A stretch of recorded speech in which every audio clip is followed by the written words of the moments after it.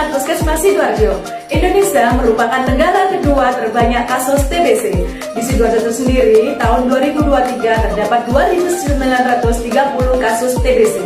Upaya untuk mencapai eliminasi TBC 2030 yakni memperkuat peran dan dukungan lintas sektor dan masyarakat.